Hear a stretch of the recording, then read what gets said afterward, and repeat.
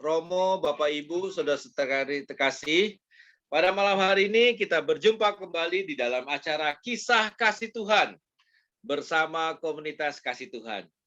Pada malam hari ini kita kedatangan tamu yang luar biasa nih.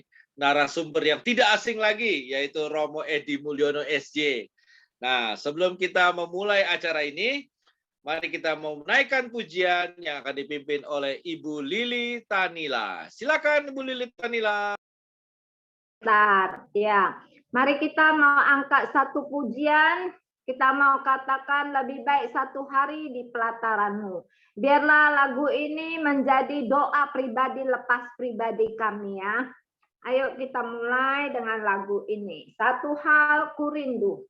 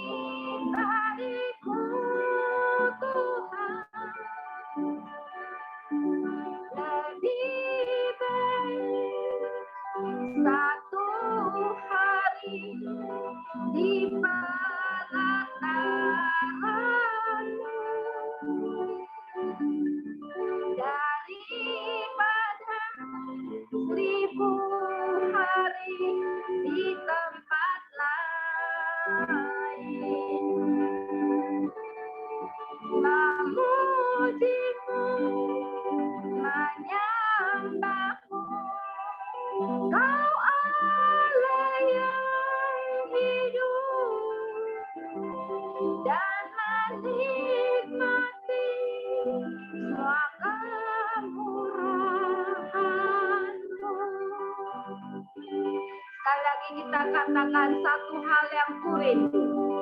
Satu hal yang kurindu. Terdiam di dalam rumahmu. Satu hal yang ku minta. Menikmati baitmu Tuhan. Lebih baik satu hari di pelataranmu daripada 1000 hari di tempat lain. Memujimu, menyembahmu, Kau Allah yang hidup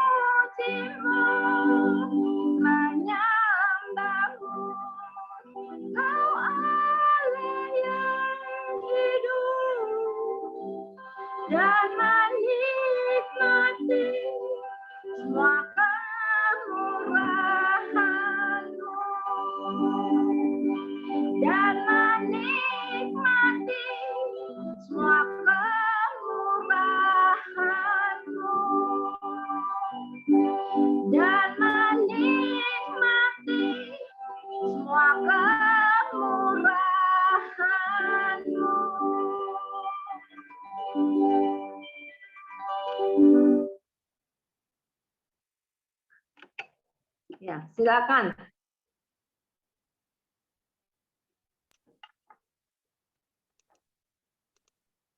Ya, kita akan lanjutkan untuk doa harian komunitas kasih Tuhan. Dalam nama Bapa dan Putra dan Roh Kudus. Amin. Allah Bapa di surga, kami bersyukur dan berterima kasih atas panggilan-Mu untuk kami berkumpul di dalam komunitas kasih Tuhan. Kami belajar dari-Mu untuk berbagi kasih pada sesama kami.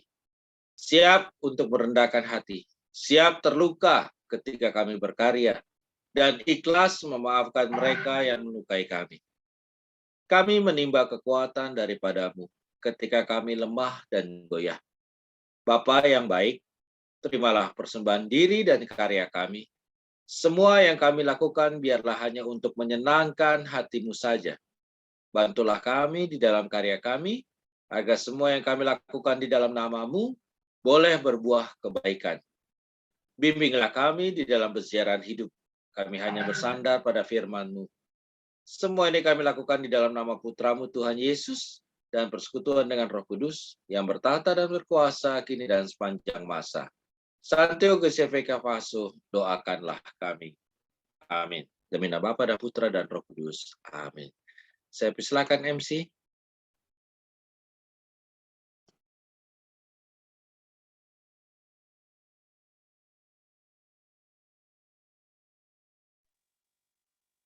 Siapa MC, Leo? Yang tadi jadi WL sekalian MC. Ya, shalom semuanya, selamat malam. Kita akan mulai mendengarkan dari Romo apa yang akan Romo sampaikan pada malam hari ini bagi kita semua. Mari kita siapkan hati kita, buka telinga, buka hati untuk mendengarkan sabda Tuhan. Bukan hanya mendengar, tapi biarlah kita boleh menjadi pelaku-pelaku firman. Mari kita siapkan saat ini dan kami persilakan Romo, silakan. Terima kasih. Ya. Selamat malam Bapak Ibu, saudara-saudara yang terkasih. Malam. Apakah saya sudah bisa share screen? Boleh Romo. Seperti saya minta tadi? Iya. Sudah ya, baik.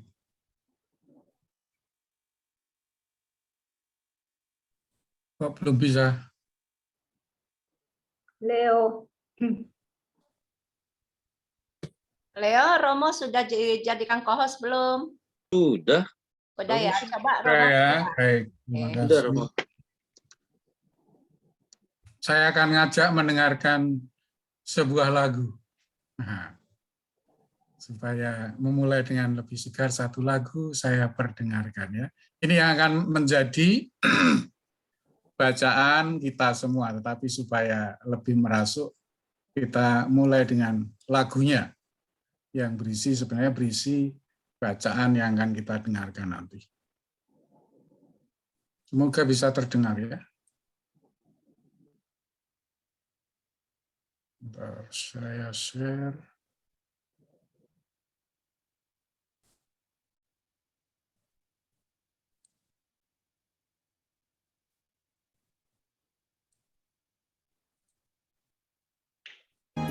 Terima kasih berkata. Bagaimanamu ya Tuhan, gelombangku berderu dan tabut gelap menakutkan kemana ku berteru. Akan celakalah aku, Tuhan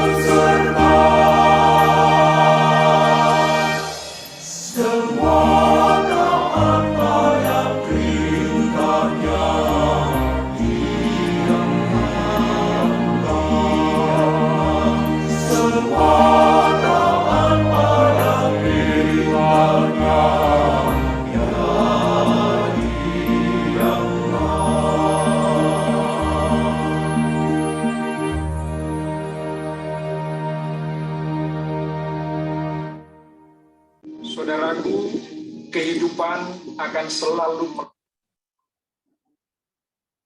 Saudara-saudara yang terkasih, lagu tadi diinspirasikan oleh Injil Markus bab 4 yang akan saya bacakan pada malam hari ini sebagai bagian dari renungan kita. Saya akan share dulu supaya kita bisa ikut membaca bersama.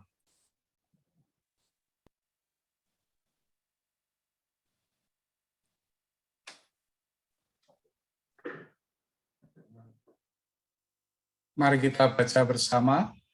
Pada hari itu, waktu hari sudah petang, Yesus berkata kepada mereka, "Marilah kita bertolak ke seberang."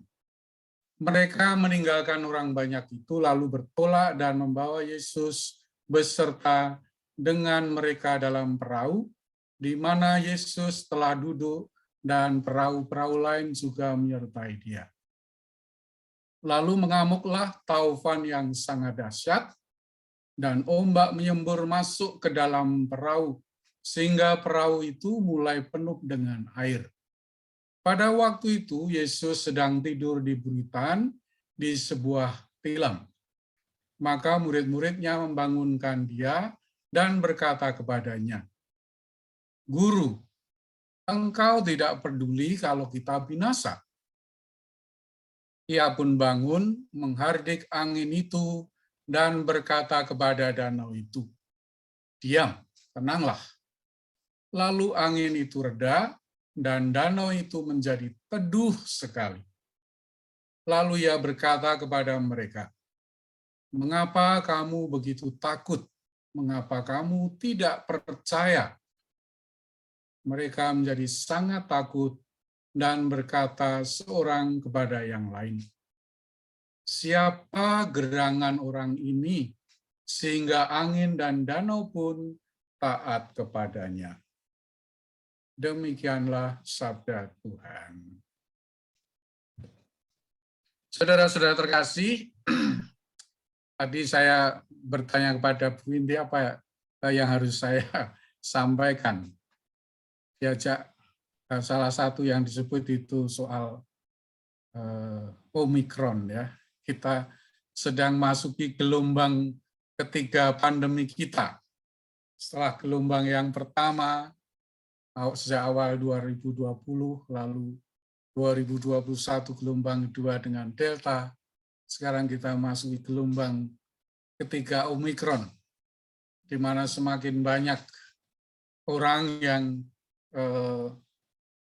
kena COVID, sebagian bahkan di antara kita sendiri sudah kena, termasuk saya sendiri, saya sudah lulus. Ternyata saya juga dikasih jatah, dikasih wujud kasih Tuhan yang berbeda. Ya, teman-teman saya serumah sehat semua, saya terkena. Dan walaupun teman-teman makan, minum bersama saya, mereka sampai sekarang selalu negatif, tidak terkena COVID. Ya. Jadi saya menanggapi kalau kita terkena COVID, itu sebenarnya kita mendapat kasih Tuhan dalam bentuk yang berbeda saja. Ya. Nah, gelombang COVID ini menjadi seperti gelombang lautan juga yang dibicarakan di dalam Injil yang kita dengarkan. Ya. Sebagai orang beriman, kita orang yang bersama Kristus mengarungi gelombang pandemi ini. Orang yang beriman pada Kristus selalu meyakini bahwa Tuhan beserta kita. Tuhan menyertai kita juga di dalam kesulitan, di dalam gelombang pandemi ini. Tuhan tidak pernah meninggalkan kita. Kita sudah mengalami ratusan dokter wafat, ya, petugas medis wafat, saudara-saudara, teman kita termasuk salah satu kakak dari teman saya wafat setelah merawat menteri ya tetap kena COVID dan wafat ya. Ini sebagian dari orang-orang Katolik yang berjuang dalam gelombang COVID yang pertama. Para dokter, ada dokter Mikael, Darjito. Pada hari ini yang kasus aktif kemarin naik 32.000 orang sehingga jumlahnya menjadi besar sekali ya, 265.000 orang. Yang meninggal sudah 144.000 orang. Total yang terkonfirmasi 4 jutaan, tetapi puji Tuhan yang sembuh juga banyak. 4 jutaan lebih. Banyak orang mengalami capek lelah ya, exhausted. Selama saya isolasi di Rumah Sakit Karolus 10 hari, saya bertanya kepada para tenaga medis yang merawat saya, kamu memakai baju Amsat atau baju seperti astronot ini berapa lama? Mereka mengatakan 8 jam. Apakah tidak panas? Oh, panas sekali, Romo. Panas, berkeringat, haus.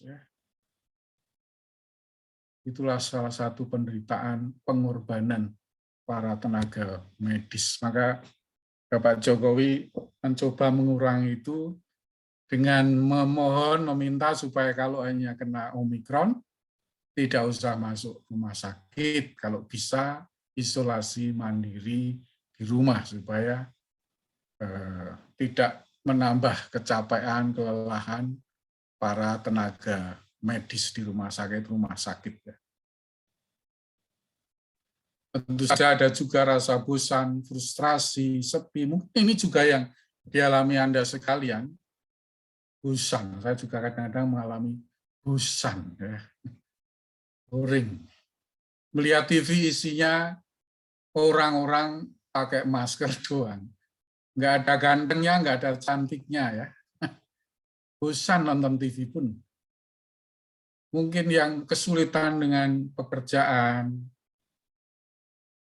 akan frustrasi ya, apalagi yang PHK ya. Kesepian dialami juga baik yang menjadi korban COVID maupun yang merawatnya. Lapar, haus, kesakitan, kepanasan dirasakan oleh mereka semua ini. Terutama para tenaga medis ya. Inilah pengorbanan mereka.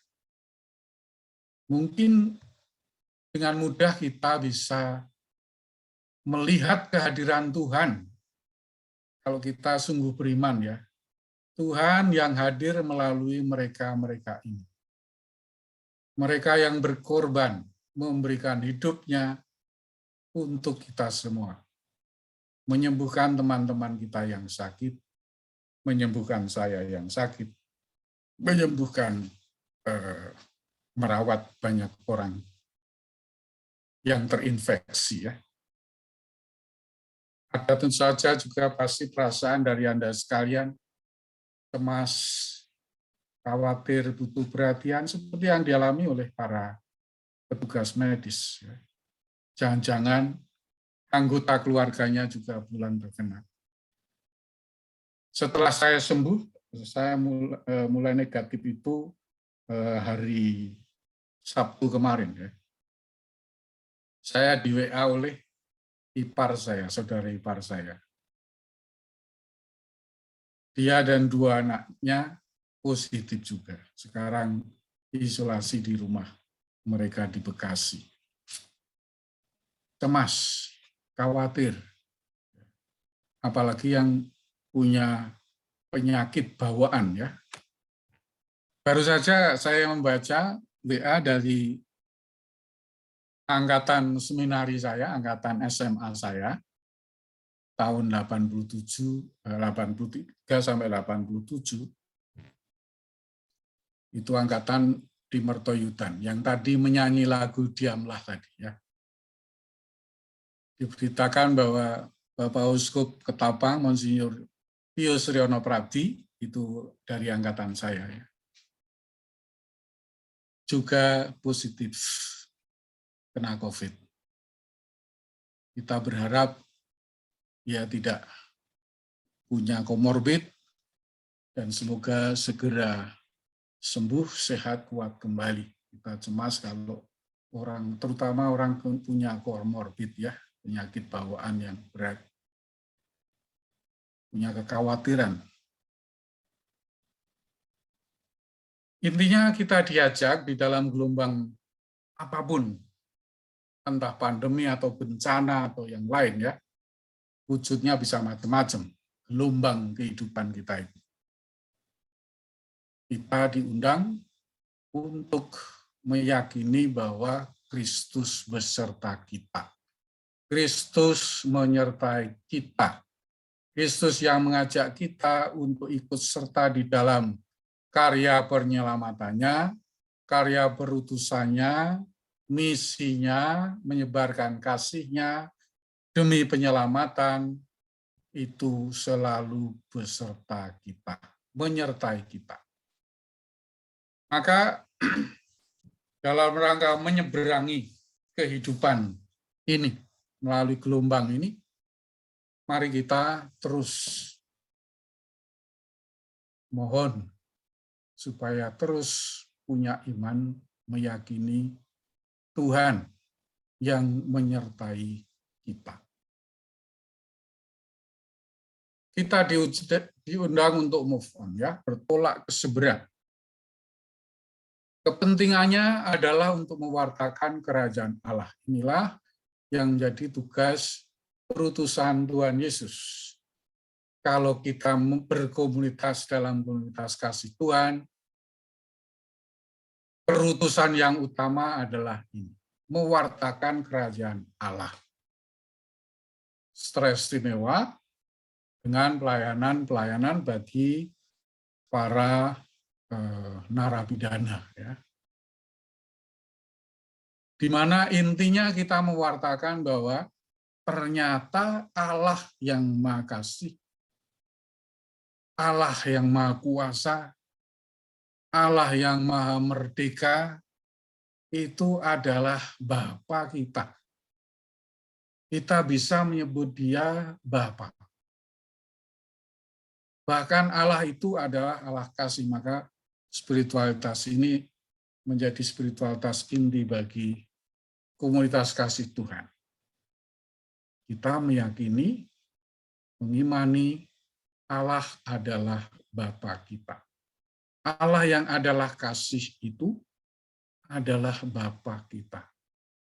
Oleh karena itu, kita hidup dengan saling mengasihi Allah dan mengasihi sesama.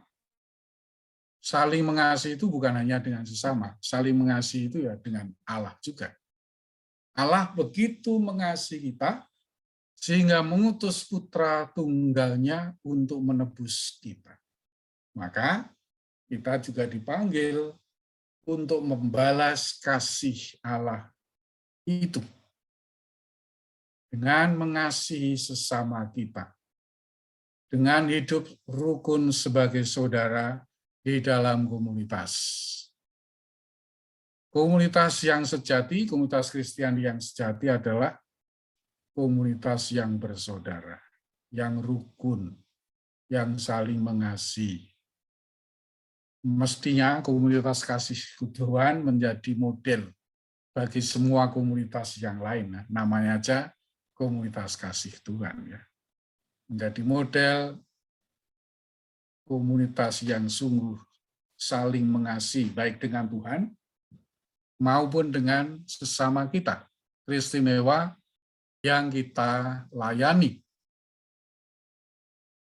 Konkretnya kita melakukan itu dengan membangun relasi dengan Tuhan dalam doa dan kesaksian menjalankan tugas pelayanan supaya melayani secara profesional, hidup secara profesional, ya. Membangun relasi dengan Tuhan dan dalam doa ini menjadi sangat penting.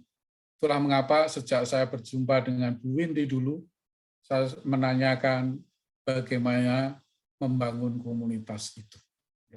Sama seperti hidup di dalam keluarga, kalau keluarga itu mau utuh, mau rukun, mau damai, mau saling mengasihi, berdoalah dalam keluarga. Berdoalah di dalam keluarga. Biasakan berdoa dalam keluarga. Dengan begitu, keluarga dipersatukan oleh Allah. Bersatu dalam Allah.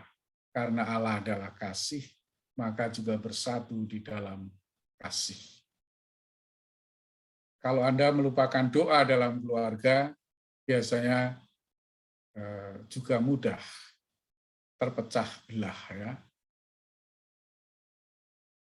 Mudah anggota keluarga saling mencaci, ya, saling fight, ya, saling menjelekan dan sebagainya.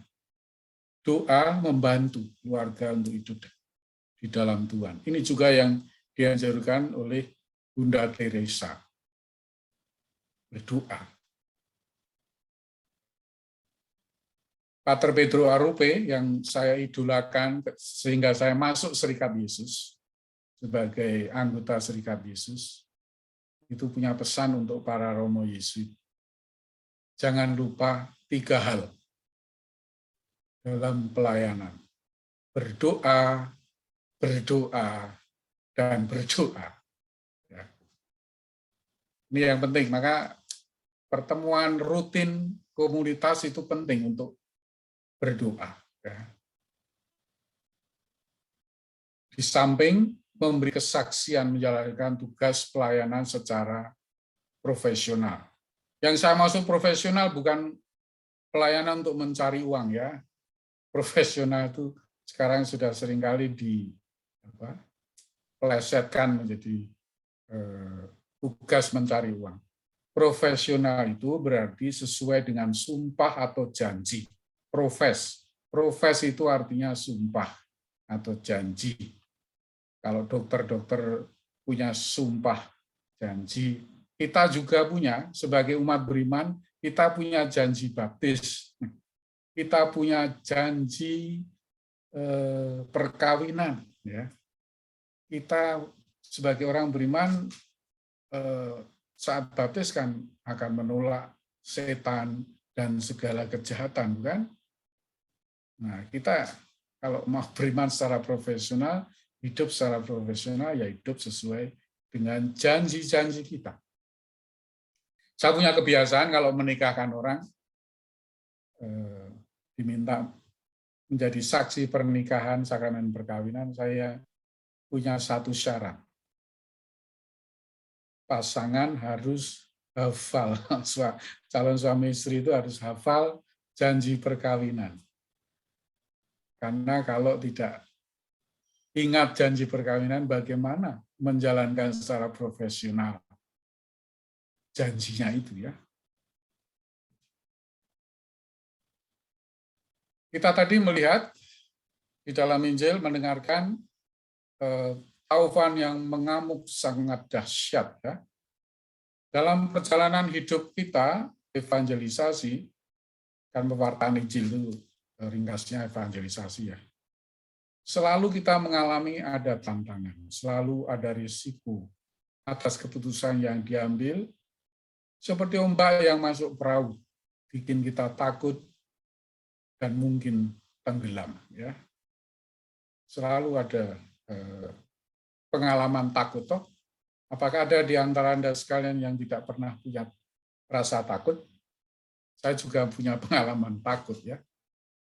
Setiap kali diminta misa arwah offline untuk orang yang meninggal di rumah sakit, saya takut.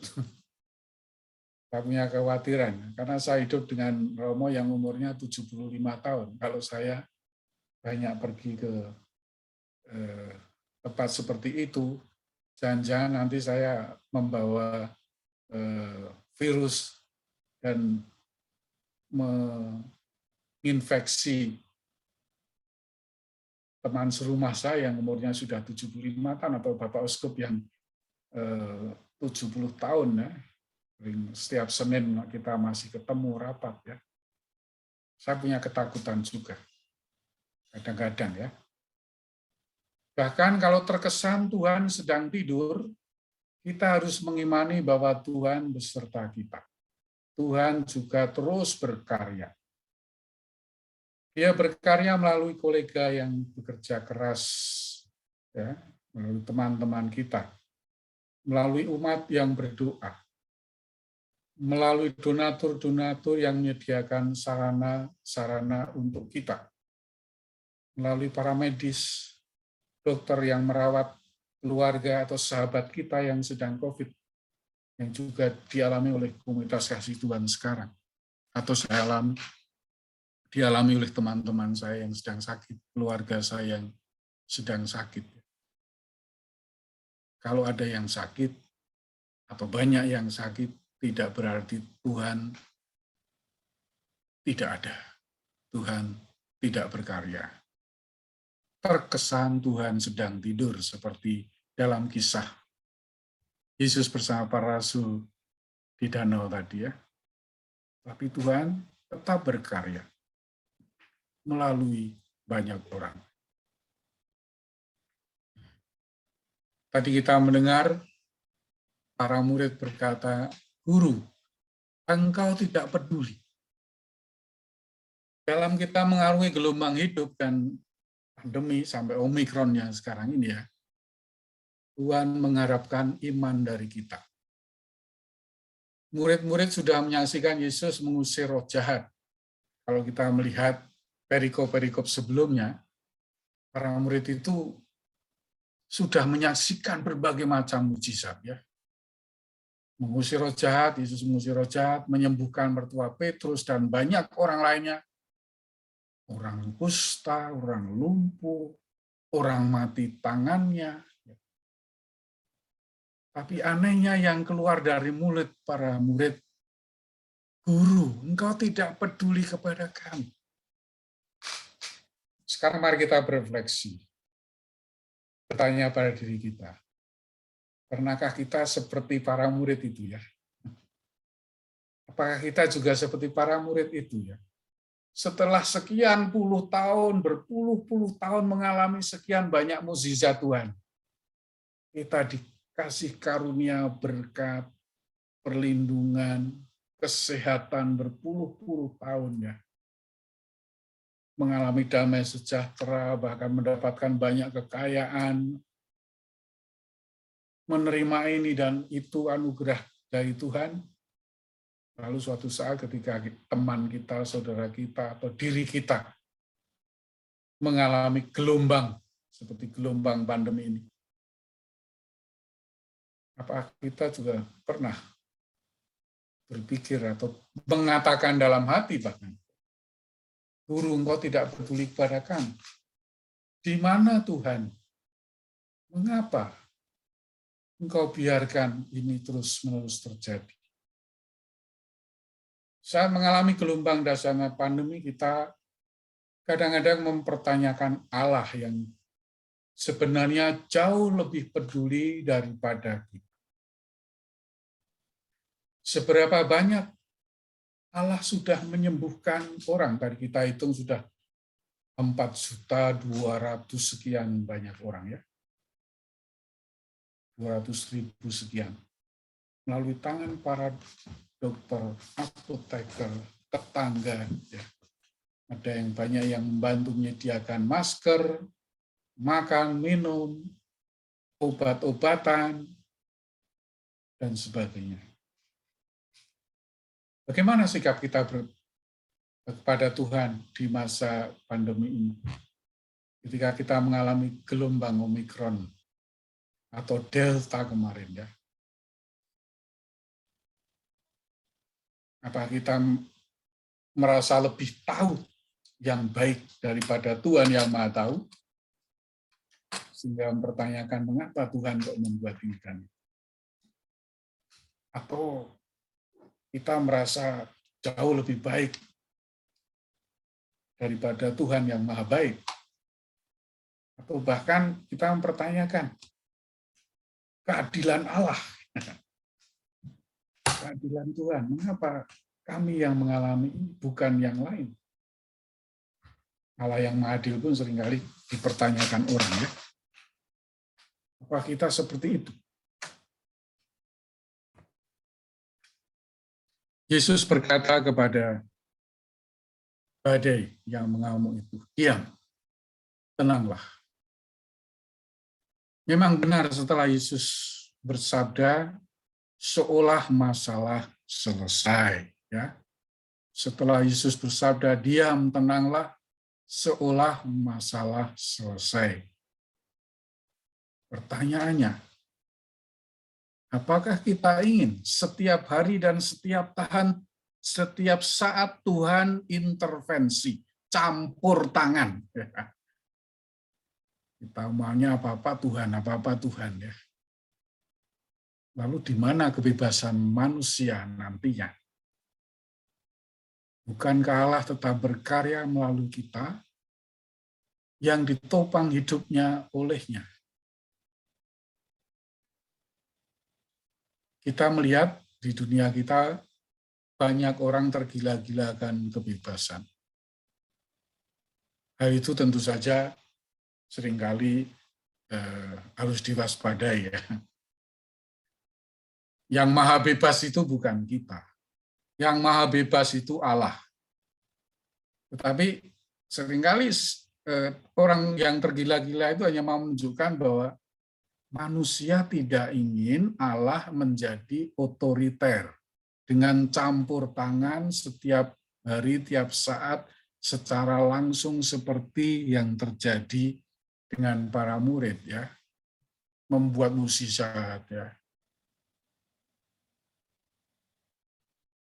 Dia sudah membuat begitu banyak mukjizat dalam hidup kita. Jangan sampai kita tergila-gila dengan mukjizat, ya. Sehingga setiap kali ada KKR, ada doa penyembuhan, doa mukjizat sana-sini, orang pada lari ke sana-sini, ya. Allah ingin kita mempercayai penyertaan-Nya yang melindungi dan menopang hidup kita, memberdayakan kita dengan kemerdekaan kita untuk mengatasi pandemi ini, bekerja sama satu sama lain. Jadi tidak benar Allah tidak peduli. Allah peduli, menyertai kita, melindungi kita, menopang hidup kita, sehingga kita masih bisa bernafas, berkarya, memberdayakan kita dengan kemerdekaan kita, mengatasi pandemi ini, dengan mengikuti protokol kesehatan, dengan meminum obat yang diperlukan, ya. Dan itu semua diatasi dengan kerjasama. Kerjasama dengan pemilik dana, obat, dokter, perawat, ilmuwan, apoteker, YouTuber atau influencer, komunitas kasih Tuhan yang melayani banyak orang, ya, satu sama lain. Dan komunitas-komunitas kategorial yang lain. Kita masih ingat dulu di awal pandemi kita bekerja sama mengumpulkan dana untuk bisa membantu rumah sakit yang kesulitan mendapat hazmat, ya, mendapat APD. Tuhan berkarya melalui kita semua, melalui orang-orang yang mau memperhatikan, mau bekerja sama mengatasi pandemi ini. Tuhan Yesus juga mengatakan, mengapa kamu tidak percaya pada para murid-Nya? Campur tangan Yesus tidak membuat para murid menjadi mengerti siapa Dia dan percaya padanya. Itulah mengapa Yesus mengatakan pada para murid, Mengapa kamu takut? Mengapa kamu tidak percaya? Orang yang beriman itu orang yang tidak takut lagi. Karena yakin ada Tuhan menyertai dan menopang hidup kita. Mungkin perasaan spontan seringkali kita punya ya, perasaan takut seperti yang tadi saya ceritakan. Tetapi lambat laun ketika iman semakin tumbuh, hidup dan berkembang, orang tidak takut lagi. Karena yakin ada Tuhan yang menyertai kita. Ketakutan awal itu menjadi alat untuk hidup lebih hati-hati, lebih waspada. Tapi tidak takut lagi. Jadi pertanyaan bagi kita. Apakah kita takut mengambil risiko saat menjalankan tugas secara profesional dengan mengikuti protokol kesehatan? Dalam Injil disebutkan di ayat 41 tadi. Mereka menjadi sangat takut dan berkata seorang kepada yang lain, siapa gerangan orang ini, sehingga angin dan danau pun taat kepadanya. Jadi para murid bukannya menyembah dan memuji, wah Allah engkau sungguh hebat, Yesus engkau sungguh anak Allah, engkau Kristus, puji Tuhan, haleluya. Tidak. Respon mereka adalah, siapa gerangan orang ini? Padahal sudah melihat begitu banyak mukjizat. Ya. Siapa gerangan orang ini? Sehingga angin dan danau pun taat kepadanya. Saudara-saudara sekalian, kita sudah mengalami begitu banyak mukjizat dalam hidup kita. Pasti tidak seperti para murid ya, saya harap. Ya. Tapi coba saja lihat respon-respon atau tanggapan-tanggapan kita terhadap gelombang-gelombang COVID ini ya. Apa sih yang kita alami, yang kita rasakan? Mungkin nanti bisa di-sharingkan. Jadi setelah saya bicara, silahkan kalau mau sharing, tidak harus bertanya, saya menjawab. Tapi kalau mau sharing, iman silahkan untuk saling meneguhkan satu sama lain sebagai wujud kasih di dalam komunitas. Ada satu ungkapan yang menarik yang saya temukan dari Santo Ignatius. If God sends you many sufferings, it's a sign that He has great plans for you and certainly wants to make you a saint. Jika Tuhan, jika Allah memberikan pada kamu banyak penderitaan, ini suatu tanda. Dia punya rencana-rencana besar bagi kamu. Dan tentu ingin membuat kamu menjadi seorang santo. Dan untuk menjalani itu jangan lupa, seperti Bapak 21 ini ya, dia mengikuti nasihat Santo Ignatius, love and grow strong. Tertawalah dan tumbuhlah menjadi murid Tuhan yang kuat. Ya. Saya akan menutup dengan ungkapan ini. Allah adalah kasih, selalu menyertai kita. Kita diundang untuk semakin beriman dalam situasi apapun. Gelombang Omikron atau gelombang Delta atau apapun yang lain. Ya. Iman kita akan selalu diuji. Iman kita akan selalu diuji. Dan iman yang tahan uji akan membuat orang damai sejahtera. Hari ini bacaan dalam Ekaristi tentang perempuan Sirofenisia yang meminta Yesus menyembuhkan anaknya yang kerasukan. Ya. Yesus menemukan ibu ini, ibu yang beriman, tapi dia menguji imannya dengan mengatakan hal yang tidak menyenangkan. Biarlah anak-anak kenyang lebih dulu, jangan memberikan kepada anjing.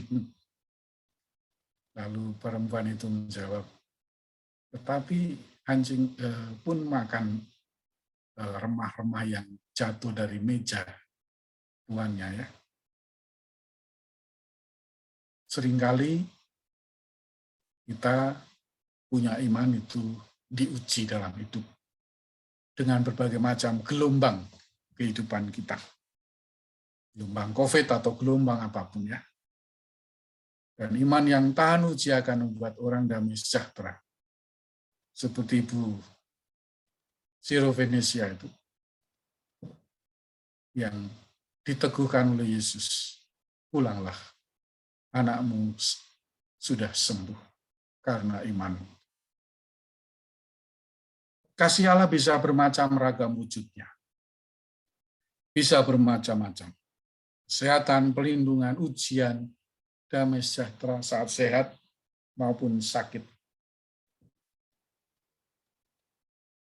Setelah saya sendiri mengalami sakit COVID selama 2 minggu, saya merasakan kasih Tuhan yang lain ya, melalui pertolongan banyak orang. Suster, Dr. Robert, Dr. Stefani, ada para perawat yang tadi saya ceritakan susah payah hidupnya ya. 8 jam pakai hazmat, berpeluh, panas, haus, tidak makan selama 8 jam, nunggu sampai waktunya pulang ya. Berat. Itu wujud kasih Tuhan. Jadi kalau sekarang ada teman yang bilang sakit, ya semoga bisa menerima wujud kasih Tuhan itu dengan baik-baik ya, nggak usah panik. Ikuti puskesmas, nasihat para dokter kalau berhubungan dengan puskesmas atau rumah sakit ya. Makan obatnya disiplin, lalu obatnya banyak sekali ya. Antivirusnya itu hari pertama, kedua itu makan 8 tablet, 8 pil sendiri ya. Nah, itu sudah saya membayangkan, wah ini nanti saluran kencing sebagainya bisa rusak terlalu banyak obat gitu ya. Belum vitamin-vitaminnya. Maka harus minum banyak. Setiap hari saya minum 3 botol aqua besar itu ya. Yang 1,5 liter tuh. Jadi 1 hari minimal saya minum berapa? 4,5 liter. Banyak. Tapi lebih baik begitu, banyak pergi ke WC untuk buang air daripada nanti rusak saluran kita ya. Jadi lebih baik menerima anugerah Tuhan berwujud sakit ini, kesempatan untuk bersolidar dengan yang lain ya. Tenang, nggak usah panik, karena hidup yang hati yang gembira adalah obat, kata kitab suci ya. Menerima dengan gembira, paling 4-5 hari sudah beres, lalu proses penyembuhan atau pembunuhan terhadap virus, hari ke-10, 11 mungkin sudah semakin kuat, sehat, bisa isolasi mandiri. Hari ke-14 atau 13 seperti saya sudah negatif PCR-nya ya. Jangan hanya ingat akan Tuhan Maha Kasih sesuai dengan pikiran kita sendiri. Ya, dengan cara-cara kita sendiri. Namanya Tuhan Maha Kasih itu ya, dia bisa mengasihi dengan berbagai macam cara dia. Dan ingat juga Tuhan Maha Hadir. Tuhan Maha Hadir. Jadi entah dalam gelombang Delta, Omikron, atau gelombang kehidupan yang lain ya, Tuhan selalu hadir. Walaupun kesannya, kita menangkap kesan seperti para murid dalam cerita kitab suci tadi ya, terkesan kok Tuhan tidur. Tidak tidur juga.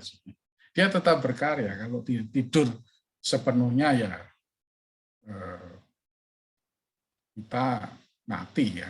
nggak ditopang oleh dia. Ya. Dan jangan lupa, Tuhan yang Maha Kasih dan Maha Adil itu ya Maha Merdeka. Dia mau mengasihi kita bentuk kasih macam apapun ya merdeka dialah. Kita tidak bisa menjadi yang mengatur, jangan mengubah posisi kita menjadi Tuhan. Seringkali kan kita menjadi desperate, terlalu frustrasi, ya, berkepanjangan itu karena kita memaksakan cara-cara kita sendiri supaya Tuhan yang mengerjakan. Cara Tuhan hadir, cara Tuhan mengasihi, cara Tuhan menggunakan kemerdekaannya. Saudara-saudara terkasih, saya berhenti di sini, sharing saya, bagaimana Tuhan mengasihi di masa gelombang pandemi Omikron ini. Tuhan tetap hadir, tetap dengan kasih berbagai macam cara. Saya kembalikan kepada host. Tuhan berkati. Terima kasih, Romo. Romo, boleh ulang sekali lagi tadi pertanyaan Romo apa ya? Pertanyaan saya. Banyak sekali loh dari awal sampai akhir. Yang terakhir, Romo. Yang terakhir. Ya, ini.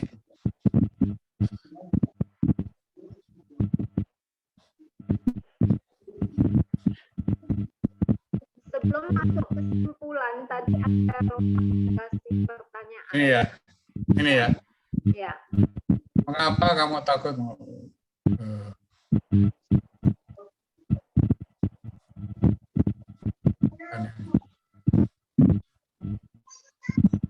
Ini ya, sikap hidup kita kepada Tuhan.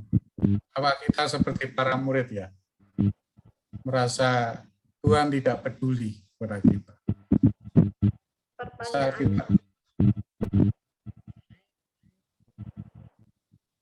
Pertanyaannya apa, Romo?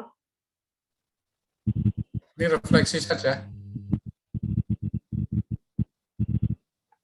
Pertanyaannya ya antara lain, bagaimana ketika Tuhan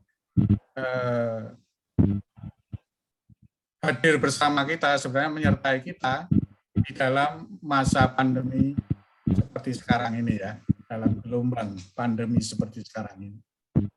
Apakah seperti para murid kita? Guru, engkau tidak peduli kepada kami. Apakah kita juga seperti itu? Apakah kita mempertanyakan Allah yang jauh lebih peduli daripada kita? Seberapa banyak Allah menyembuhkan melalui tangan para dokter? Ya, terima kasih, Romo. Jadi pertanyaannya, apa kita seperti murid di saat ada gelombang dan badai, lalu kita bertanya, di mana Tuhan? Seperti itukah, Romo? Antara lain ya. Ya. Atau kita ingin, apakah pertanyaan lain juga bisa, apakah kita ingin Tuhan intervensi, membuat mujizat terus-menerus, intervensi pada hidup kita. Setiap ada gelombang, Tuhan kita minta supaya menghentikan gelombang hidup itu dengan intervensi Dia. Ya, baik. Terima kasih. Ya, Bapak Ibu yang terkasih, pertanyaan yang sudah dilontarkan oleh Romo maupun kisah kasih Tuhan yang sudah kita dengar dari awal sampai akhir, itu menjadi refleksi bagi setiap kami. Dan pertanyaan itu juga tertuju kepada setiap kami. Maka malam hari ini, mari kita menjawab pertanyaan-pertanyaan yang sudah kita dengar. Maupun sharing akan iman pribadi lepas pribadi, di mana saat kita mengalami badai yang kita hadapi, apakah Tuhan hadir? Apakah Tuhan ada bersama dengan kita? Mari silakan Ibu, Bapak Ibu untuk sharing ataupun untuk menjawab pertanyaan daripada Romo. Silakan. Selamat malam, Romo, Bapak Ibu. Saya ada sedikit pengalaman. Tepat setahun yang lalu bulan ini,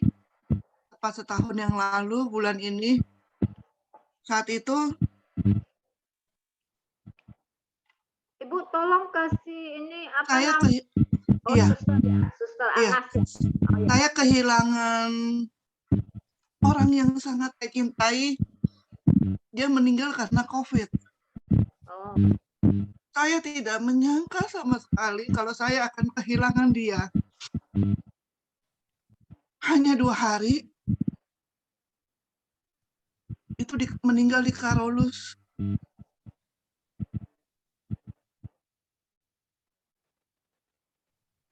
Saat itu, karena saya juga belum lama pulang dari Papua, baru saya juga periksa PCR di Karolus. Karena suster-suster banyak yang kenal dengan saya, baru saya dikasih harga sangat murah di sana. Ketika saya lagi periksa, itu Simbo itu jadi istilahnya orang yang ikut ibu saya dari kami semua belum ada. Jadi sudah seperti orang tua sendiri. Saya lihat dia didorong itu, rasanya gimana ya? Betul, setelah itu ternyata saya juga positif. Saya diopnam di Karolus.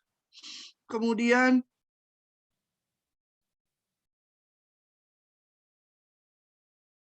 di saat saya dipindah ke Wisma Atlet, sebetulnya saya tanpa gejala, cuma karena baru saja kami kehilangan Simbo, jadi saya orang rumah mengkhawatirkan kalau saya ada di rumah. Jadi saya, ya sudah, daripada saya pulang juga, saya pergi ke Wisma Atlet karena masih positif waktu itu. Itu benar-benar saya tidak menyangka.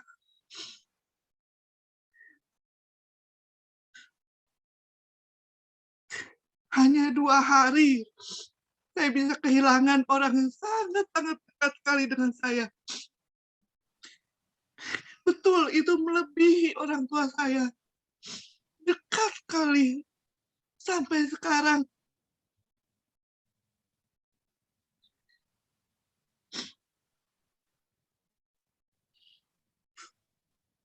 Biasanya, kami setiap acara di rumah, entah Imlek, entah Natal, entah Hari Bacang, entah apa, pasti Simbo yang mengurus, semuanya itu sudah beres.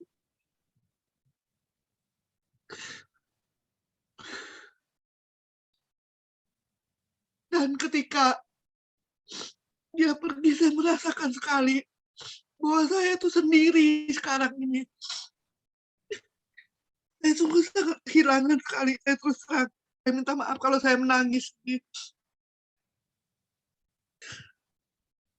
Bulan ini, 1 tahun yang lalu, tepat hari ini. Jadi saya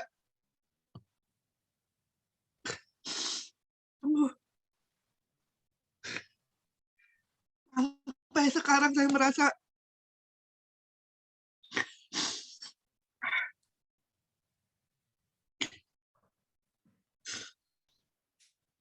baru ketika dia dibawa ke makam yang di tempat yang rame-rame itu, saya diopnam. Rasanya saya mau lari, mau kejar itu ambulan, karena saya lihat itu ambulan jalan itu membawa jenazahnya.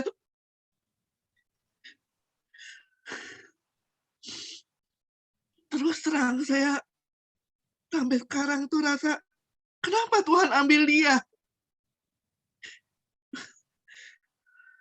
Ketika kami semua masih membutuhkan seperti orang tua sendiri, baru sekarang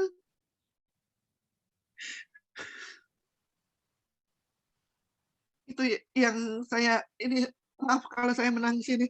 Terima kasih Bu. Terima kasih.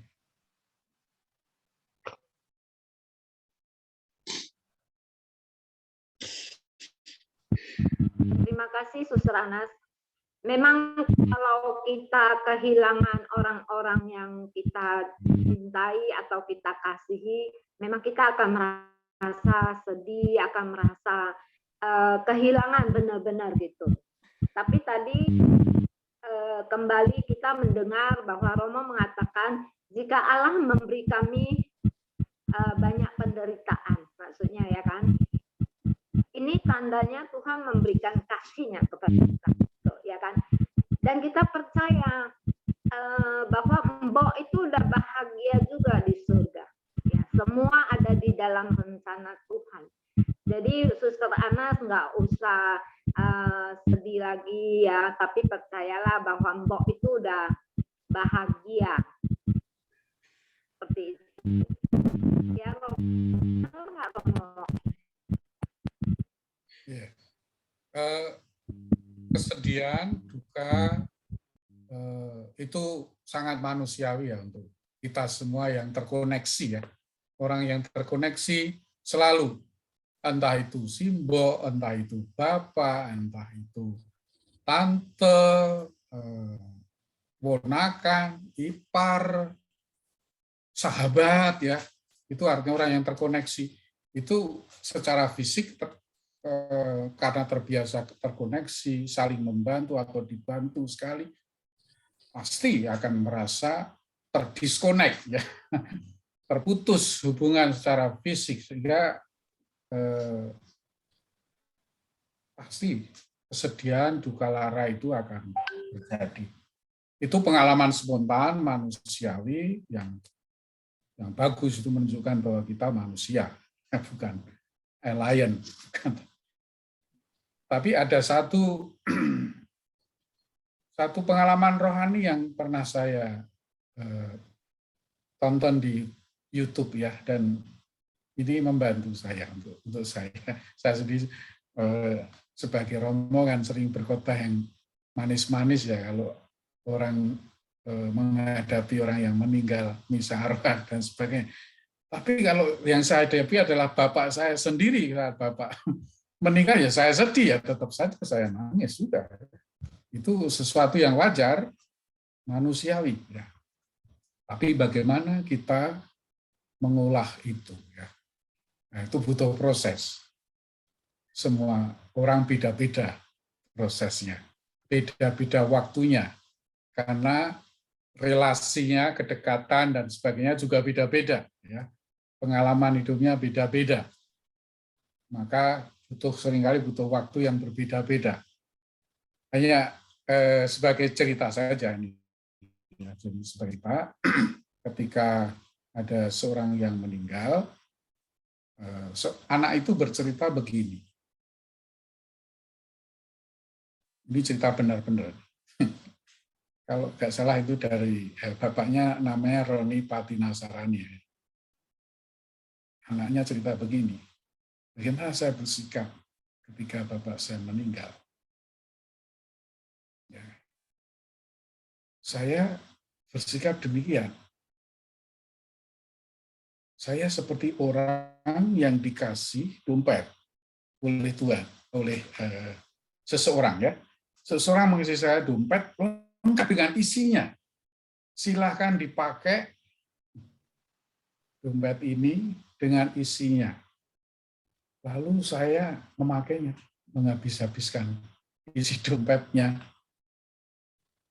Sampai suatu saat, pemilik dompet ini datang pada saya, meminta dompet lagi. Ketika saya dikasih dompet itu, dikasih pinjam dompet ini, saya mengucapkan terima kasih. Apalagi boleh memakai isinya ya. Apa sikap saya ketika yang punya dompet itu mengambil dompet itu? Ya tidak lain ya terima kasih. Terima kasih karena saya sudah boleh sekian lama, sekian puluh tahun menggunakan dompet ini, lengkap dengan isinya. Dia mengatakan, itulah sikap saya. Maka ketika saya menguburkan ayah saya, yang terjadi bukan duka lara, tapi pesta, syukur, terima kasih. Tuhan, atas begitu baiknya Tuhan pada saya, sudah mengirim Bapak yang begitu baik, perhatian kepada saya, merawat saya, membesarkan saya, sampai saya bisa bekerja di luar negeri. Maka yang terjadi adalah syukur. Ini sisi lain, ya, sisi lain yang saya sebut sebagai peristiwa. Maka tadi saya sejak awal kita bisa menjadi orang beriman, ya, dengan hidup dengan sikap iman kita. Tuhan tidak meninggalkan kita. Tuhan selalu menyertai kita. Juga ketika kita sedih, juga ketika kita sakit, ketika kita kehilangan. Dia Tuhan yang peduli. Tuhan yang tetap mengasihi dengan caranya. Kalau dulu caranya memberikan dompet lengkap dengan isinya, sekarang minta dompet itu dibawa pulang kembali oleh Dia. Itu sesuatu yang mengesan untuk saya. Dan sedikit Romo, karena 2 bulan sebelumnya Bapak rohani saya, Bapak Pater Peter Aman, itu meninggal COVID juga. Itu Pater Peter Aman meninggal aja saya sudah terpukul. Ditambah lagi 2 bulan kemudian mbok saya, aduh hancur sekali hati saya. Romo. Ya. Terima kasih Suster sharingnya. Ya. Saya mau sharing, Romo. Silakan. Saya ini adalah korban dari COVID. Tapi bukan korban apa-apa, korbannya itu adalah keretakan hubungan persaudaraan. Itu satu ketika mama saya itu kena COVID. Jadi mama saya udah tua, dan selama masa pandemi ini sebetulnya itu berat bagi saya dan bagi mama saya mungkin ya. Karena mama saya itu sangat senang ke rumah saya. Walaupun punya anak 7, tapi tetap senangnya tuh main ke rumah saya. Nah, sedangkan di rumah saya itu saya komorbid. Saya autoimun dan saya diabetes, sehingga Sugih, pasanganku, itu sangat protek saya banget. Jadi dia tuh maunya kalau saya pergi hanya boleh sama dia. Jadi saya nggak boleh ke rumah sakit, karena rumah sakit kan sumbernya COVID gitu kan. Jadi betul-betul nggak boleh lah gitu kan. Nah, kalau saya pergi sama dia, ada apa-apa kan dia yang tanggung jawab. Tapi mama saya tuh nggak mau ngerti gitu. Nah, saya mikir mama saya udah tua. Kalau ada apa-apa kita mikir dia gitu kan. Jadi hubungan saya dengan mama saya itu bersih tegang gitu. Ditambah lagi tiba-tiba mama saya itu saya larang ke rumah saya. Itu dia ngerasa saya ngebuang dia. Dia nggak mau ngerti saya komorbid gitu. Begitu juga saudara keluarga besar, itu betul-betul itu hubungan saya gara-gara COVID ini sama keluarga besar itu retak banget gitu ya. Nah, apalagi ketika mama saya datang-datang ke rumah saya dalam kondisi COVID, tapi dia nggak tahu gitu. Kemudian kenapa mama batuk, pilek, makin hari makin besar batuknya.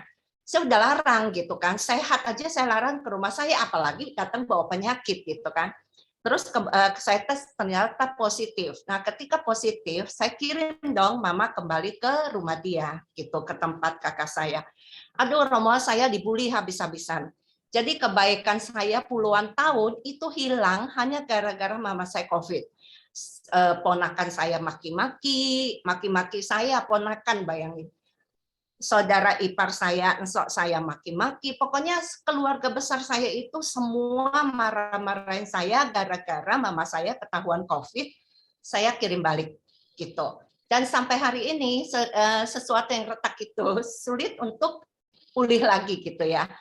Jadi yang tadinya kita di grup keluarga itu suka bercanda, sekarang itu sudah ipar-ipar semua udah nggak mau ngomong gitu kan ya. Dan terutama kalau ketemu pun sampai hari ini yang diingat itu kayaknya saya tuh jahat gitu mau. Saya pikir saya punya suami, tanggung jawab saya itu adalah suami dan anak-anak saya. Ya kan, tanggung jawab utama saya, bukan mama saya lagi ibarat kata gitu kan. Karena saya udah berkeluarga, otomatis saya harus mendengarkan suami saya gitu kan. Tapi di sisi lain, keluarga besar saya, adik-adik saya, saudara saya, tidak mau mengerti, Romo. Katanya, ketika mama sehat kok kamu mau aja mama ke rumah. Kenapa sekarang mama sakit? Nah, di satu sisi lagi mama saya juga luka batin, dikiranya saya ngebuang dia. Jadi muter-muter aja begitu mau sampai hari ini gitu. Sedangkan COVID kan sekarang ada lagi nih. Nah, saya tambah pusing lagi ini gimana ini urusan satu belum beres, nanti kok ada apa-apa ya kan bisa jilid kedua lagi nih hingar-bingar gitu. Nah, dalam hal ini saya cuma mau tanya Romo, di satu sisi sebagai anak gitu ya. Kadang saya merasa kasihan juga sama anak saya, sama mama saya karena saya orangnya yang betul-betul ngurusin keluarga besar gitu loh. Ibarat kata keluarga besar itu kaptennya saya. Apapun saya ngambil keputusan. Nah, tapi di sisi lain juga saya harus mempertimbangkan perasaan keluarga saya, suami saya, anak-anak saya. Jadi saya kayak di tengah-tengah dicepit kiri kanan gitu Romo. Antara kadang saya merasa guilty, bersalah gitu, bersalah ke kiri dan bersalah ke kanan Romo. Jadi ini gimana Romo ya? Mungkin itu kali sebagai orang beriman gitu ya. Bagaimana posisi saya gitu. Yang berusaha baik ke sana sini gitu loh Mo. Ya. Terima kasih, Bu. Terima kasih Mo. Saya tanggapi ya, sesuai permintaan Bu Winti, dengan pengalaman terbatas saya ya. Dalam hidup kita tidak bisa seperti SBY, membuat zero friends ya. Zero friends akhirnya yang terjadi apa? Zero enemy, sorry. Zero enemy. Yang terjadi akhirnya kader berkembang biak. Yang terjadi akhirnya intoleransi berkembang biak ya. Maksud saya begini, kita tidak bisa membuat senang semua. Ya. Kita bisa membuat senang semua. Dan yang senang itu belum tentu, yang menyenangkan itu belum tentu yang baik. Yang tidak menyenangkan itu tidak berarti jahat atau buruk. Ya. Itulah pentingnya kita belajar dari Salomo ya. Salomo ditanya Tuhan, kamu mau apa? Minta apa? Ketika sedang membuat ibadah besar itu ya. Lalu dia minta hikmat. Meminta kebijaksanaan. Itu maksudnya apa? Ya dalam bacaan itu Tuhan senang ya. Salomo minta kebijaksanaan, minta hikmat. Dan bukan hanya hikmat dan kebijaksanaan yang diberi, yang lain-lainnya juga akan ditambahkan. Itu persis seperti yang dikatakan Yesus, carilah dahulu kerajaan surga, kerajaan Allah, lainnya akan ditambahkan padamu. Ya. Tapi kita harus ingat yang namanya hidup dalam kerajaan Allah itu tidak selalu senang-senang, suka-suka. Itu ya. Itu yang dihadapi Yesus, dialami Yesus sepanjang Injil kan begitu kan. Konflik, ada pertentangan, ya, tidak disukai oleh orang-orang Farisi, kelompok Saduki, ya, atau bahkan ahli-ahli Taurat, ahli-ahli kitab pun tidak suka, gitu ya. Itu kan menyakitkan, menyenangkan. Itu semua kerabat kerajaan Allah, gitu ya. Semua diajak untuk hidup dalam kerajaan. Yang disebut hikmat atau kebijaksanaan maksud Salomo atau di dalam kitab suci itu disebutkan adalah bisa menimbang apa yang baik, apa yang jahat, mana yang baik, mana yang jahat, apa yang baik, apa yang buruk, yang benar dan yang salah. Dan tentu saja lalu orang yang bijak, Salomo yang bijak akan mengikuti mana yang benar, mana yang baik. Akhirnya pertanyaannya kembali dalam situasi konkret, hati nurani ibu bilang apa? Apa yang benar, apa yang baik. Ikutilah. Dalam situasi konkret itu. Ya. Soal suara keluarga besar, tetangga atau apa, silahkan mau bersuara. Toh saya yang bertanggung jawab atas apa yang saya perbuat, apa yang saya putuskan. Ya. Jadi kalau memang merasa harus mengasihi ibu dengan memisahkan atau mengembalikan seperti pada biasanya hidup, ya silahkan itu kalau sudah, ya apalagi tahu situasi keluarga, dirinya sendiri punya komorbid dan sebagainya. Penting bersikap seperti Salomo, bisa menimbang, mohon Tuhan memberikan kebijaksanaan. Istilah lain itu mencari kehendak Tuhan, ya, mana yang baik, mana yang benar, ikuti yang baik, dan yang benar itulah yang mulia. Kurang lebih seperti itu, Ibu. Jadi mungkin tidak akan sepenuhnya menyenangkan, mungkin situasinya dalam pandemi ini ya akan seperti ini terus, ya. Karena pengetahuan iman kita, pengetahuan kedewasaan iman kita itu berbeda-beda di dalam keluarga besar kita, bukan? Pengetahuan kita berbeda-beda. Ya. Pertumbuhan iman masing-masing orang berbeda-beda. Jadi itulah yang bikin kita, kalau semua seperti ibu, isi kepalanya, isi hatinya seperti Bu Windy, nggak akan terjadi itu.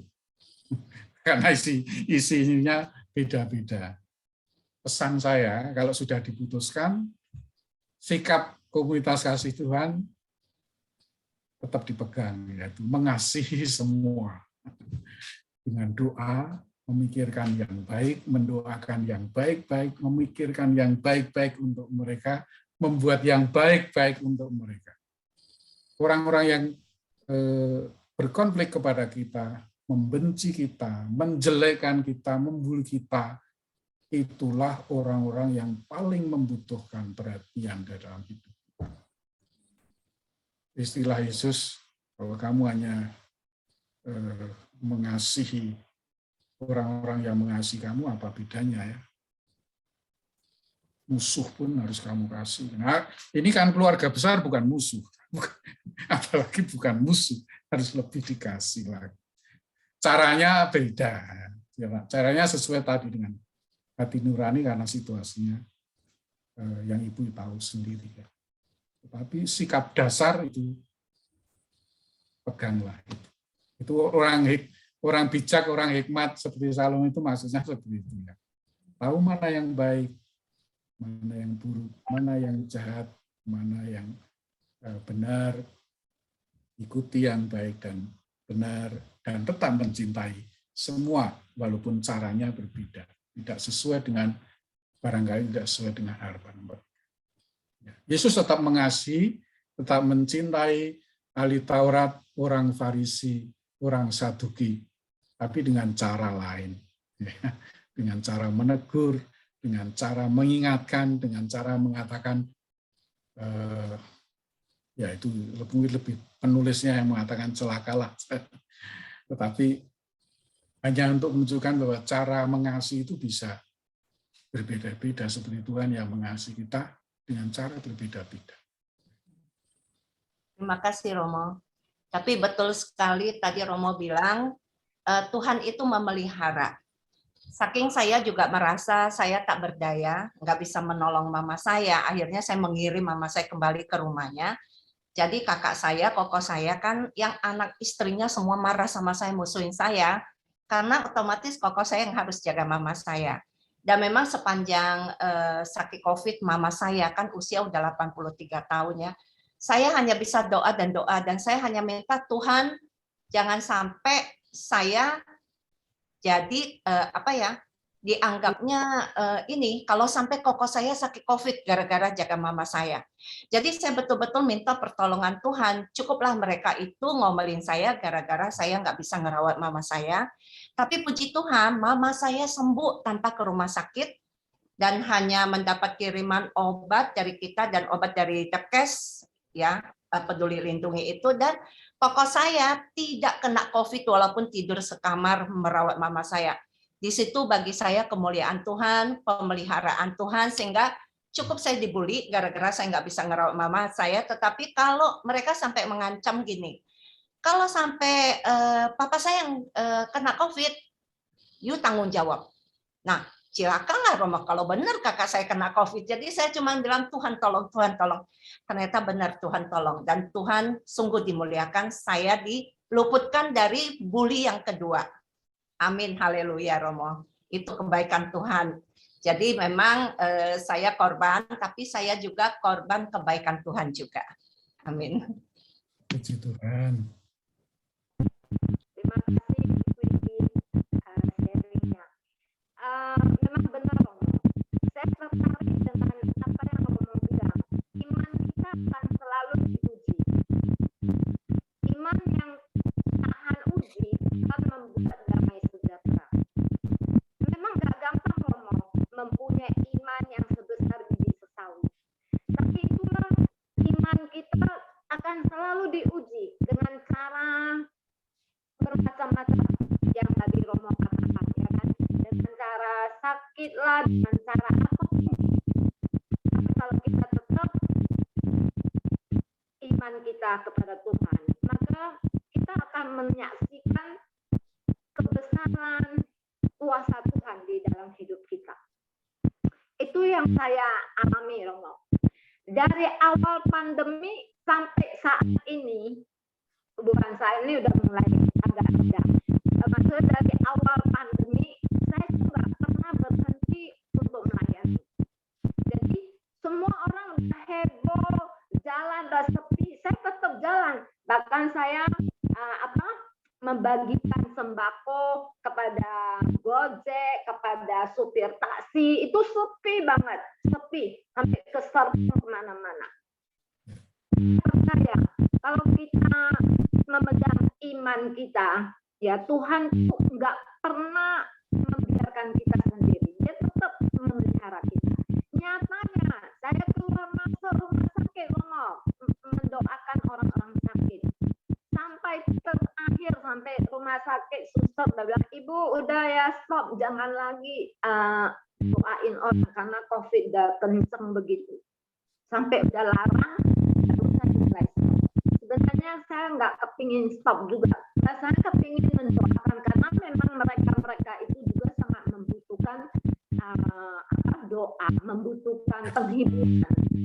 Tapi karena di stop ya udahlah, akhirnya saya stop. Tapi saya sangat percaya, saya benar, saya katakan ya, saya ini sangat beriman, benar. Apapun masalah, bukan saya nggak mengalami masalah persoalan, Romo. Saya juga ada orang yang sempurna, semua juga ada masalah kan. Cuma bagaimana kita mengatasi masalah itu. Nah, kembali kepada iman. Saya sangat beriman, apapun masalah persoalan, saya tetap beriman kepada Tuhan. Saya tahu hanya satu pribadi yang dapat menolong kita, yaitu Yesus Kristus.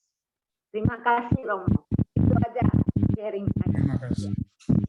Baik, masih ada yang ingin menyaksikan atau sharing atau pertanyaan?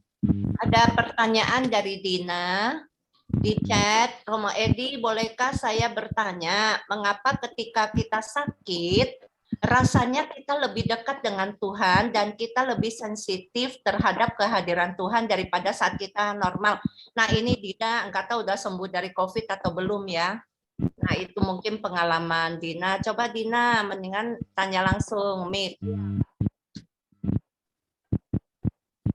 Dina. Selamat malam, Romo Edi. Malam. Ya, kenalkan saya Dina Romo dari KKT dan juga punya janji sama Romo Edi buat bulan depan IG Live. Eh, Romo, enggak sih, sebenarnya saya bertanya karena saya kalau sakit gitu ya, saya lebih sensitif untuk dengerin kata Tuhan daripada saat saya normal. Mungkin karena saya bekerja kali ya, jadi otak saya tuh dipenuhi oleh pekerjaan gitu kan. Tapi ketika saya sakit tuh kayaknya tuh hal-hal yang positif tuh masuk gitu. Contohnya misalkan kayak saya nggak tahu nih dapat dari mana kan ya, saya kena begini kan. Nah terus teman kantor saya nggak ada satupun yang mau antigen deh minimal gitu kan. Nah itu tuh rasanya tuh apa ya, saya tuh apa ya, kesel gitu kan, hati kayaknya panas kan, emosi gitu. Dan saya pun apa waktu kemarin tuh sempat saya WA gitu di grup, lo gimana apa, saya sempat WA di grup, saya marah-marah gitu. Kok kalian kok gitu sih, padahal kan kalian yang batuk, kenapa jadi aku yang kena? Terus kan kenapa jadi aku yang harus antigen, kalian nggak ini. Terus mereka dengan pembenaran, enggak kok orang batuk biasa kok, A, B, C, D, E, F, G. Oh ya udahlah. Terus lama-lama tuh tiba-tiba nggak tahu itu mungkin Roh Kudus atau apa gitu ya, bilang gini, Dina sabar, tidak apa, sabar. Oh iya sabar gitu. Udah biarin aja. Yang penting kan kalau kamu masuk nanti, kamu kalau mau marah-marah kan kamu ada buktinya. Kalau kamu itu kan cuman korban. Oh iya benar. Kayak gitu loh Romo. Jadi saya tuh mau bertanya kenapa kita ketika kita sakit gitu ya, terutama sakit deh daripada masalah gitu, itu sensitivitas kita di otak ini ya, khususnya otak ini tuh kayak kayak kayak lebih legowo, lebih kayak baik gitu daripada ketika kita normal gitu. Kenapa Romo? Apakah harus Ya. sakit dulu biar seperti itu? Makasih. Iya. Saya tidak tahu persisnya ya. Bisa jadi itu gift ya, anugerah khusus untuk kamu ya, yang bisa jadi itu anugerah khusus kamu yang bisa lebih sensitif ya. Tidak semua orang itu punya sensitivitas yang sama. Saya dulu hidup tidur berpindah-pindah ya. Tidur tahun ini di Kupang, lalu kunjungan ke Aceh, kunjungan ke Maluku. Seringkali saya bersama seorang staf saya. Lalu staf saya bilang, Romo di situ ada hantu. Romo di Medan itu hantunya ada di kamar mandi. Kalau di Maluku hantunya di sana, itu ada yang, itu orang yang punya sensitivitas sendiri. Kalau saya nggak pernah lihat, saya keluar jam 1 ke WC juga nggak lihat hantu. Jadi itu yang saya maksud gift ya. Orang punya sensitivitas sendiri. Termasuk dalam merasa-rasakan kehadiran Tuhan. Itu juga seringkali tergantung pada latihan-latihan dalam hidup kita. Doa-doa kita, kebiasaan-kebiasaan kita apa. Apa kita biasa mendengarkan Tuhan, atau kita seringkali hanya berrelasi dengan Tuhan pada saat-saat kita susah, saat-saat kita sedang bermasalah atau sedang sakit ya. Itu beda-beda orang ya. Semakin orang membiasakan diri berrelasi dengan Tuhan dalam situasi apapun ya, semakin mudah juga orang berrelasi dengan Tuhan, sensitif dengan Tuhan pada setiap saat, sehingga bisa finding God in all things ya, bisa menemukan Tuhan dalam segala. Karena ya namanya seperti Bu Windy sama suami itu cintanya nggak ada libur ya, nggak ada cuti ya. Mau pagi mau siang malam ya cinta sama suami. Seperti Bapak juga cinta sama istrinya, nggak ada liburnya. Sama relasi kita dengan Tuhan, mestinya juga begitu, nggak ada liburnya, nggak ada putusnya. Tapi seringkali kan kita hanya mengeluh, oh my God, oh ini kan pada saat-saat kita butuh, pada saat-saat kita sakit, pada saat-saat kita ya merasa lemah dan sebagainya ya. Tetapi untuk orang-orang yang tidak membatasi dalam berrelasi dengan Tuhan, ya dia bisa sensitif dengan Tuhan setiap saat, dalam saat apapun, ya, mau pagi, siang, mau malam, mau di kebun kah, mau di danau, atau di gunung kah, bisa tetap berdoa, bisa tetap merasakan kasih Tuhan, ya itu tergantung. Sekali lagi ya, tergantung kebiasaan, tergantung gift, tergantung juga kita latihan ya. Kalau romo-romo kan harus latihan loh. Pagi, siang, malam. Kalau saya dilatih oleh ibu saya, bapak saya sejak kecil, doa bersama itu yang saya ceritakan tadi ya.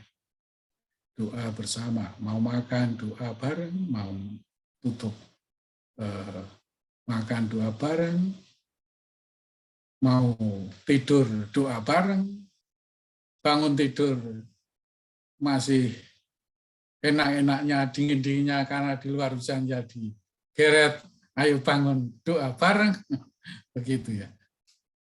Nah itu membantu kita punya habitus, kebiasaan, sensitivitas tertentu. Kira-kira begitu yang saya pahami. Ya, baik, Romo, terima kasih. Mungkin Dina itu jawaban daripada Romo. Tadi Romo juga mengatakan yang sakit menerima dengan gembira dan menyadari itu adalah wujud kasih Tuhan. Maka cepatlah dijalanin dengan gembira aja jalaninnya, meskipun sakit, gitu ya. Baik, waktu semakin kita sih ingin terus ya, tapi waktu semakin larut malam, maka mari kita akan mengakhiri kisah kasih Tuhan kita. Sebelum kita akhiri kisah kasih Tuhan kita, ini di layar kita ada tercantum. Silakan salurkan donasi Anda melalui Bank Sentral Asia, nomor rekening 0050664422 atas nama Yayasan Komunitas Kasih Tuhan. Bapak Ibu, inilah wujud kasih kita juga kepada komunitas kasih yang akan melayani lapas-lapas. Maka kalau Bapak Ibu tergerak, silakan donasinya ke BCA yang tadi. Dapat info lebih lanjut kalau Bapak Ibu kepingin tahu, dapat menghubungi Pak Leonard, Pak Leo 085622221037 atau Pak Laundry 081648089994 dan Ibu Windy 0819938159 kalau mau lebih lanjut. Baik, saat ini kita akan bersama-sama doa. Untuk kita adalah doa perantaraan Santo Giuseppe Cafasso. Mari kita berdoa bersama-sama. Santo Giuseppe Cafasso yang amat dikasihi, Engkau yang menjadikan rasul dari pekerjaan, dari para penghuni penjara, dari para penerima hukuman mati, dari orang miskin pada masa hidupmu. Tolonglah agar orang-orang yang menjalani hidup penuh penderitaan dapat merasakan kasih Allah dari dekat. Kami mohon perantaraanmu terutama untuk mereka yang terpenjara akibat dosa di hati mereka, atau mereka yang dipenjara akibat kesalahan-kesalahan yang telah mereka perbuat. Jadilah perantara bagi mereka semua agar menjalani pertobatan yang sejati dan kekuatan dari kerahiman Allah. Jadilah perantara bagi kami agar mendapat karunia akan iman yang sejati, akan pengharapan yang hidup, akan amal kasih yang setia. Demi perantaraanmu yang besar, kami mohon terimalah dari Tuhan bagi kami rahmat yang kami perlukan dalam hidup, dan sudilah Engkau menjaga dan dan melindungi orang-orang yang kami kasihi. Santo Giuseppe Cavasso, Doakanlah kami. Amin. Ya, selamat malam Bapak, Ibu, dan saudara-saudari yang terkasih. Terima kasih sekali lagi buat Romo Edi dan Bapak Ibu semua. Kita akan bertemu kembali di minggu depan, hari Kamis, jam 9. Minta berkat dari Romo, Ya, Lili. berkat dari Romo.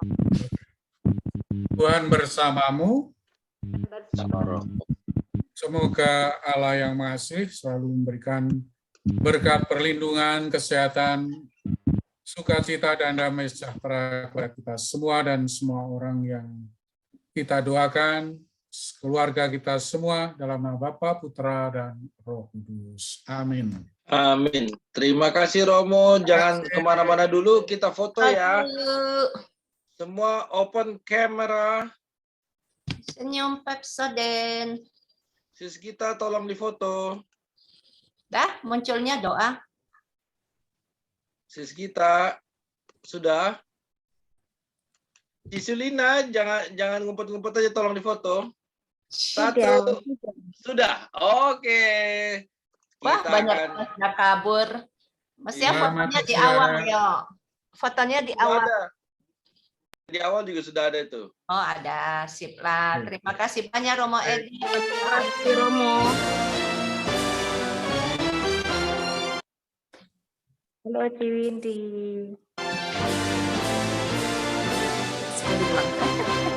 Si Mazda.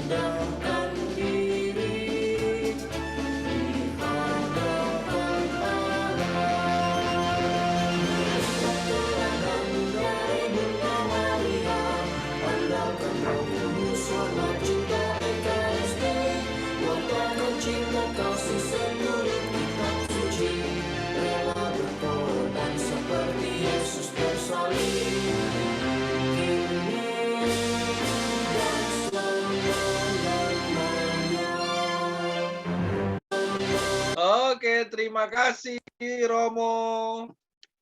Bapak Ibu, Tuhan Yesus memberkati kita semua. Bye. Sampai jumpa minggu depan bersama Romo Sylvester ya, minggu depan. Nah, oke. Semuanya ya tetap sehat-sehat. Untuk sis kita, sis Dina, cepat sembuh ya. Terima kasih. Ayo, semangat. Bye. Nanti ingetin ya, minggu dress code-nya merah and pink. Oh iya, merah and pink. Ya, oke. Jangan lupa bawa angpau. Iya, angpau udah beres semua. Oh, ada bocoran satu, angpaunya isinya gopeceng. Aduh, bocoran. Itu khusus. Oke, sampai jumpa semuanya ya. Tuhan berkati. Kita terima undangan ya.